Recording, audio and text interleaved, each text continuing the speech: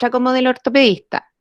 En esta presentación intentaré definirles qué es lo que es el pie plano infantil, evaluar las causas, la clínica. Quizás lo más importante de esta presentación es la clasificación y ver algunos tipos de tratamiento. Bueno, como todos sabemos, es una condición bastante frecuente, muy preocupante. Muchas veces los padres lo traen al niño por la apariencia. La literatura es variada, múltiple, por lo demás trae una gran diversidad de definiciones y con variados tratamientos. Esto más que nada nos hace tener más preguntas que respuestas y es lo que vamos a tratar de aclarar acá.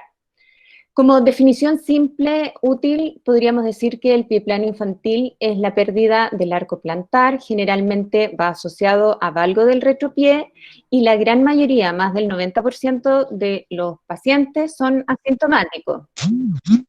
Entre algunas de las teorías que se piensa que existe la causa, está la teoría del moldeado, es decir, que el feto al interior del útero, en esta cavidad ovoidea, se moldea, pero eso generaría un pie plano más adelante. También existe una teoría genética que se ve apoyada porque es más frecuente en ciertos grupos familiares y además en los hombres, y una teoría muscular que hablaría de cierto grado de incompetencia ligamentaria muscular o debilidad de cierta musculatura.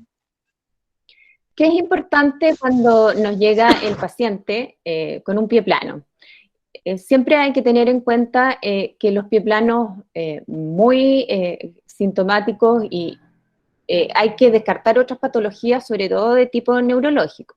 Es importante evaluar al paciente no solo acostado, hay que hacerlo caminar, evaluar la marcha, hay que hacerlo caminar con zapatos y sin zapatos. Muchas veces el zapato es parte importante de algunas alteraciones.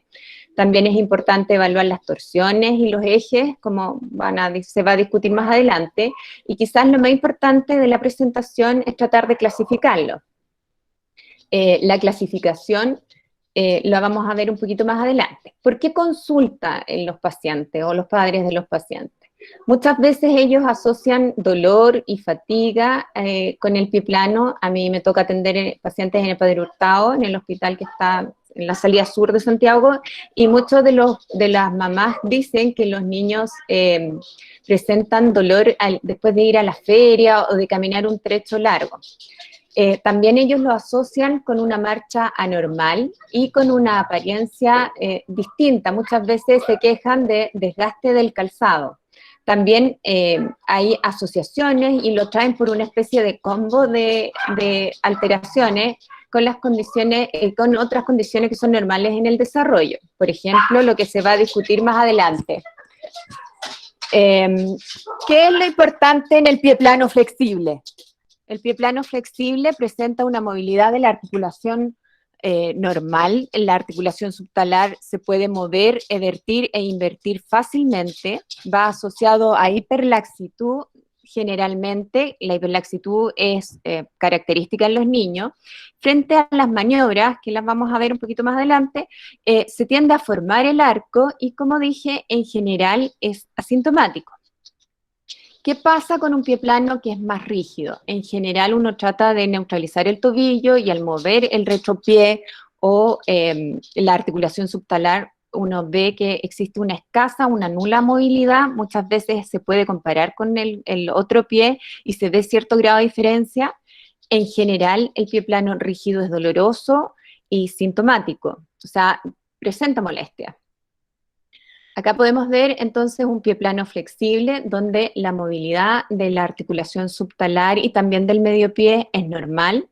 Al decirle o pedirle al niño que pise o que cargue su peso, se puede ver cómo el arco longitudinal interno colapsa en el suelo frente a determinadas maniobras. Por ejemplo, a la dorsiflexión del hallux, tiende a formarse el arco, al igual que al andar en punta de pie, y como dije, en general es asintomático.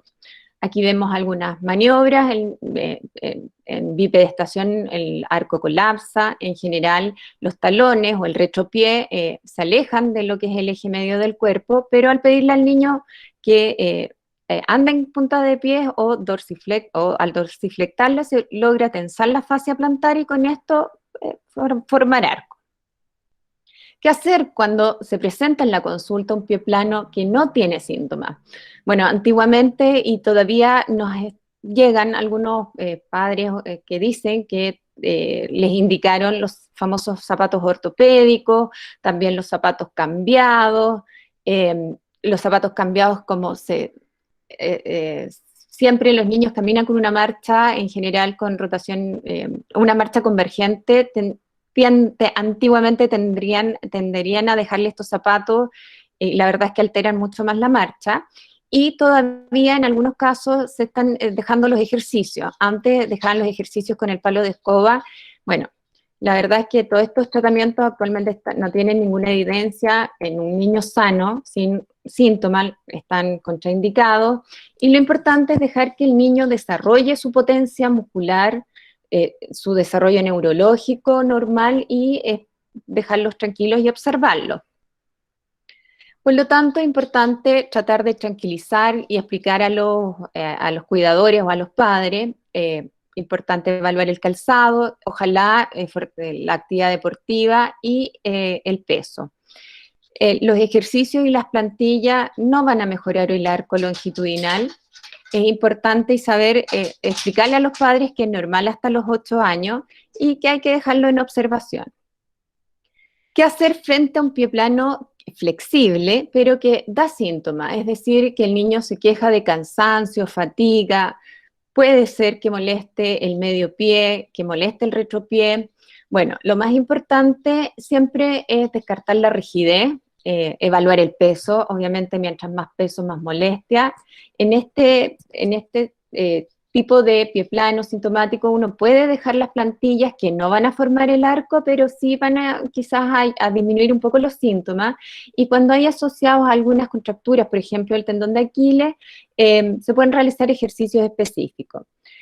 Cuando el dolor persiste, a pesar de lo que recién les comenté, se puede evaluar la cirugía.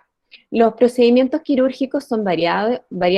Hay procedimientos óseos como osteotomías de alargamiento, osteotomías de deslizamiento, hay reconstrucciones de partes blandas y también hay colocación de prótesis a nivel del seno del tarso, entre otros. Una de las osteotomías más frecuentes es la osteotomía de alargamiento de la columna lateral del pie, en donde se realiza esta osteotomía a nivel del calcáneo y se coloca un injerto. Esto hace que se acomoden y se vuelvan a distribuir las cargas en forma normal y baje la sintomatología. También existe el procedimiento quirúrgico de colocación de implantes bajo las trágalos con el fin de limitar el colapso de la articulación.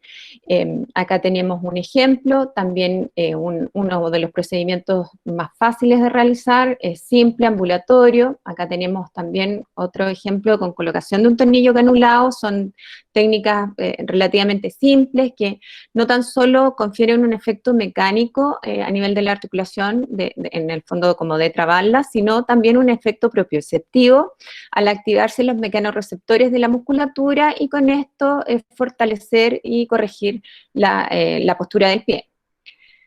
Frente a un pie plano rígido, que presenta dolor, que tiene poca movilidad, es muy importante realizar estudios y si lo están viendo a nivel de APS o de pediatría, derivar.